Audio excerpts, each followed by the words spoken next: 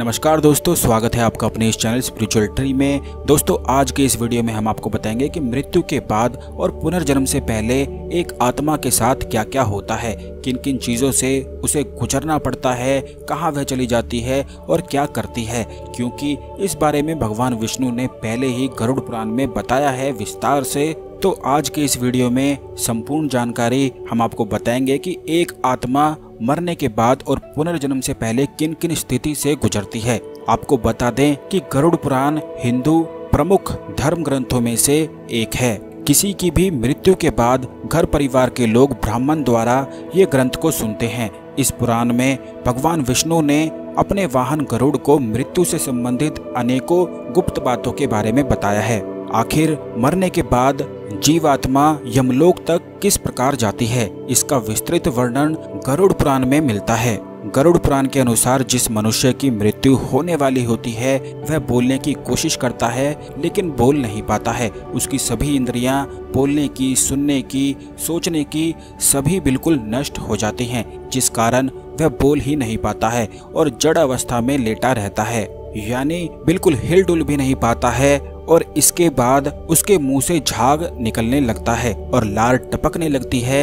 यही सबसे पहले किसी भी मनुष्य के साथ होता है। उसके बाद दो यमदूत आते हैं जिनका चेहरा बहुत ही ज्यादा भयानक होता है। नाखून ही उनके शस्त्र होते हैं और उनकी आंखें बहुत ही ज्यादा बड़ी बड़ी होती हैं। उनके हाथ में दंड रहता है और इन्हीं यमदूतों को देखकर प्राणी और भी ज्यादा भयभीत होने लगता है। जैसे ही वह यमदूतों को देखता है उसी समय उसके शरीर से अंगूठे के बराबर जीव निकल जाता है और जैसे ही शरीर से वह जीव निकल जाता है उसी समय यमदूत उसे पकड़कर ले जाते हैं। जिस प्रकार राजा के सैनिक अपराध करने वाले को पकड़कर ले जाते हैं, बिल्कुल उसी प्रकार यमदूत उस जीवात्मा को पकड़कर ले जाते हैं और रास्ते में उसी के कर्मों के अनुसार उसे दंड देते हुए ले जाते हैं और नरक के बारे में बताते हुए चलते हैं, जिसके कारण यह सभी बातें सुनकर जीवात्मा डरने लगती है, रोने लगती है, लेकिन यमदूत उस पर बिल्कुल भी दया नहीं करते हैं। इसके बाद वह अंगूठे के बराबर जो जीवात्मा है यमदूतों से डरता हुआ, कांपता हुआ और अपने सभी कर्मों को याद करता हुआ, पाप कर्मों को याद करता हुआ यमदूतों के साथ आगे की यात्रा करता है। आग की तरह गर्म हवा तथा गर्म बालू पर वह जीव चल नहीं पाता है और भूख प्यास से तड़पने लगता है, लेकिन यमदूत उस पर बिल्कुल भी दया नहीं करते हैं और चाबुक से मारते हुए उसे आगे ले जाते हैं।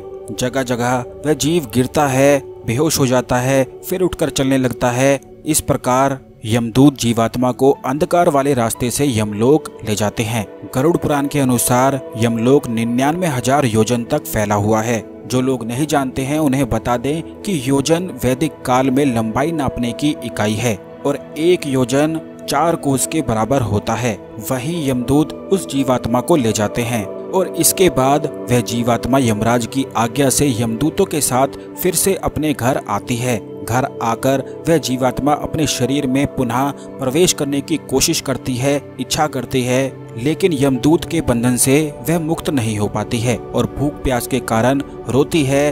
पुत्र या घर के जो भी लोग उस आत्मा के लिए अंत समय में दान करते हैं, इससे भी प्राणी को तृप्ति नहीं होती है, क्योंकि पापी लोग को दान श्रद्धांजलि द्वारा तृप्ति नहीं मिलती है। इस प्रकार भूख प्यास से युक्त होकर वह जीवात्मा यमलोक जाता है और अगर पापात्मा के पुत्र या घर के कोई भी परिजन पिंडदान नहीं देते हैं तो वही आत्मा प्रेत रूप में हो जाती है और लंबे समय तक सुनसान जंगल में अकेली ही भटकती रहती है। गरुड़ पुराण के अनुसार मनुष्य की मृत्यु के बाद 10 दिन तक पिंडदान अवश्य ही करना चाहिए और उस पिंडदान के प्रतिदिन 4 भाग होते हैं। उसमें 2 भाग तो पंच महाभूत देह की पुष्टि देने वाले होते हैं, तीसरा भाग यमदूत का होता है और चौथा भाग प्रेत आत्मा खाता है। 9वें दिन पिंडदान करने से प्रेत आत्मा का शरीर बनता है और 10वें दिन पिंडदान देने से उस शरीर को चलने की शक्ति प्राप्त होती है।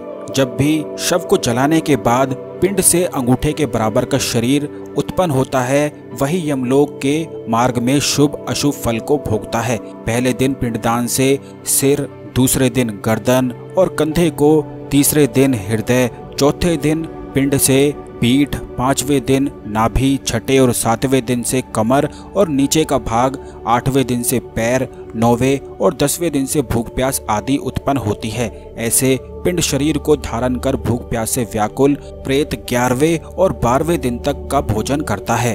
यमदूतों द्वारा 13वें दिन उस आत्मा को फिर से पकड़ लिया जाता है। इसके बाद वह प्रेत भूख प्यास से तड़पता हुआ यमलोक अकेला ही जाता है और यमलोक तक पहुंचने का रास्ता वैतरणी नदी को छोड़कर 86,000 योजन है। 47 दिन लगातार चलकर आत्मा यमलोक पहुंचती है। इस प्रकार मार्ग में 16 पुरियों को पार कर पापी जीव यमराज के घर जाता है। मरने के बाद यही सब एक आत्मा के साथ होता है जब तक उसे पुनर्जन्म नहीं मिल जाता है और वह तब तक यमलोक में ही दंड को भुगतता है, अपने कर्मों की सजा भुगतता है और जब उसके सभी कर्म पूरे हो जाते हैं तो वह दोबारा पुनर्जन्म के लिए तैयार हो जाता है। तो इस प्रकार एक आत्मा मरने के बाद और पुनर्जन्म से पहले यात्रा करती है, जिसके बारे में गरुड़ पुराण में विस्तार से बताया गया है। वीडियो को लाइक कर कमेंट बॉक्स में हर हर महादेव जरूर लिख दें और चैनल को सब्सक्राइब करके बेल बटन दबा दें, जिससे ज्ञानवर्धक जानकारी आपको हमेशा समय पर मिलती रहे। धन्यवाद।